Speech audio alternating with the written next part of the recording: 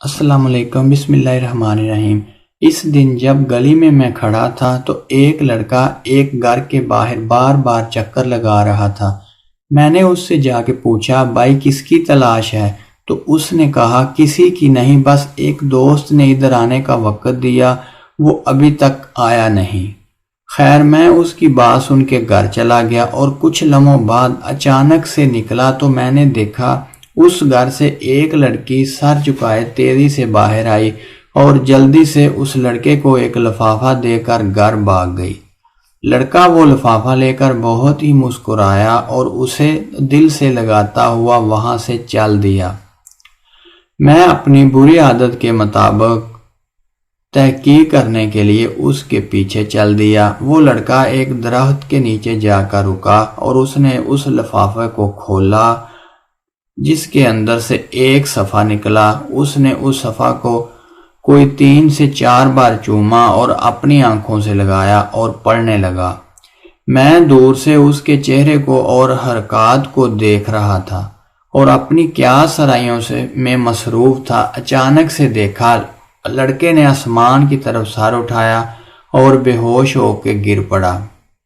میں بھاگتے ہوئے اس کے قریب گیا اور اس کے ہاتھ سے وہ ورق لے کر تجسس سے پڑھنے لگا۔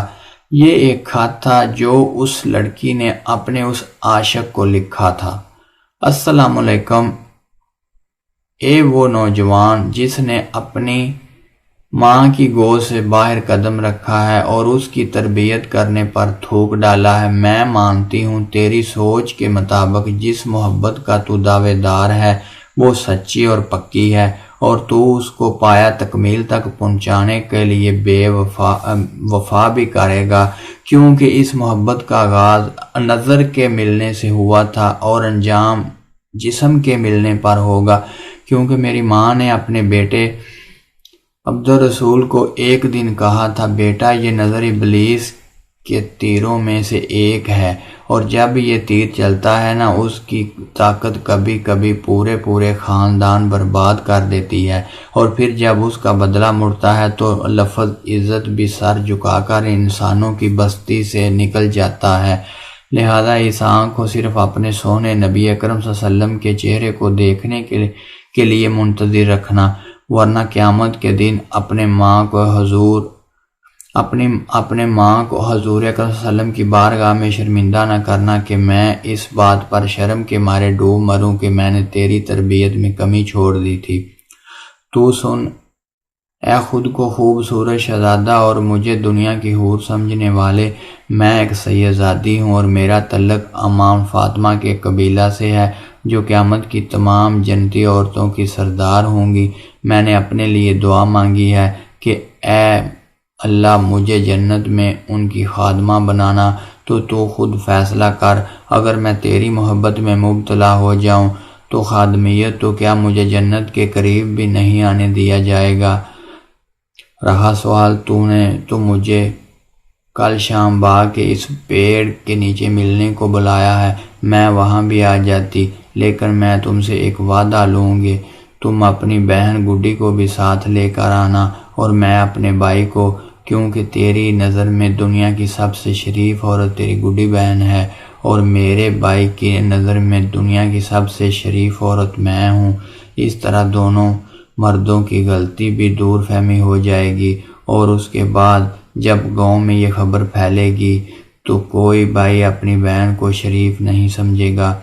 اس طرح آئندہ محبت کرنے والوں پر ہمارا احسان رہے گا کہ یا تو وہ اس گناہ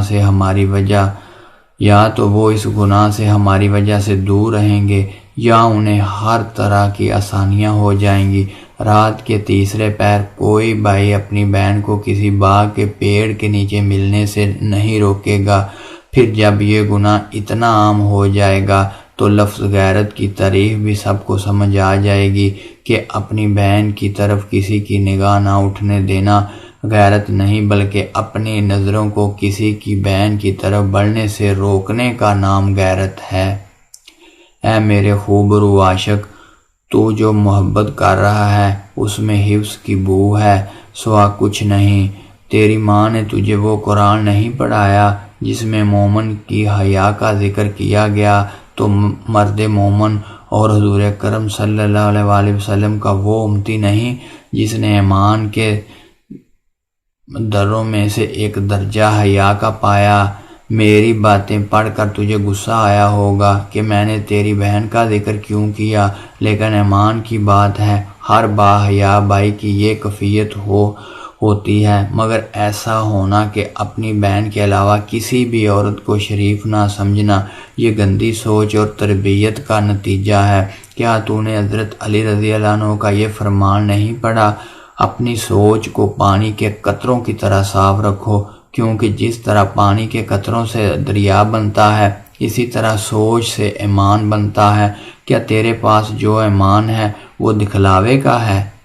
میں تجھے تبلیغ نہیں کر رہی، بس اتنا بتا رہی ہوں کہ تیری بہن گڈی جو کہ میری دوست ہے، اس کو بھی ایک تجھ جیسے بے ایمان اور راہ بھٹکے نوجوان نے خط لکھا اور اسی پیڑ کے نیچے بلایا، لیکن عین اسی وقت جب کہ میں تجھے خط دے رہی ہوں، تیری بہن نے بھی اسے خط دیا اور اسے اس کی محبت کا جواب دیا کہ وہ اسے محبت کرے گی انہی باتوں اور شرائط کے ساتھ جو میں تجھے لکھ رہی ہوں۔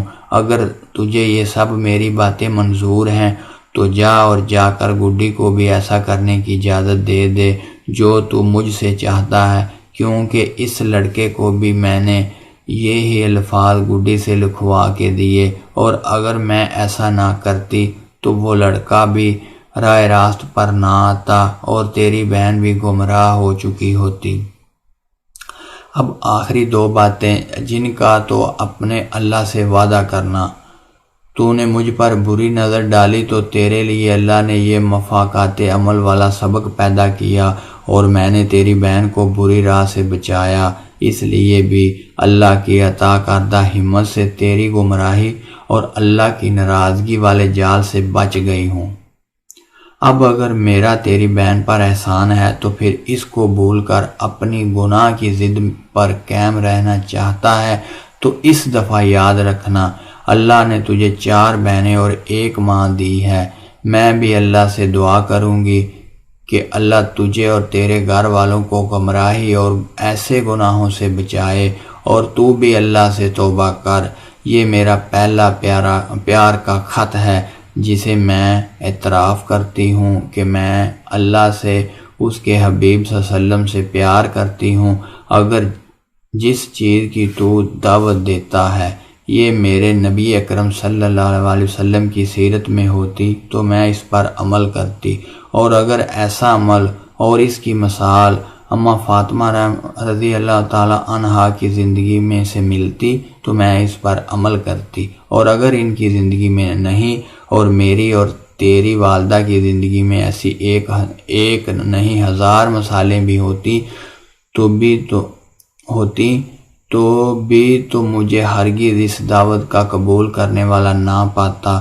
اللہ تیری بہنوں اور میری عزت کی حفاظت فرمائے۔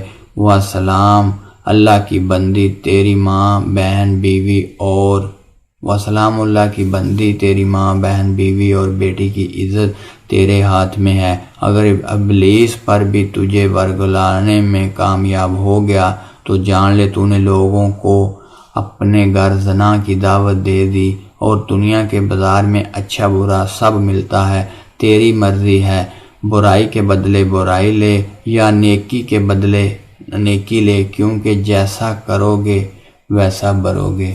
اگر آپ کو یہ ویڈیو اچھی لگے تو پلیز چینل کو سبسکرائب کرنا مت بھولیے گا تاکہ ہماری ہر ویڈیو آپ تک پہنچ سکے۔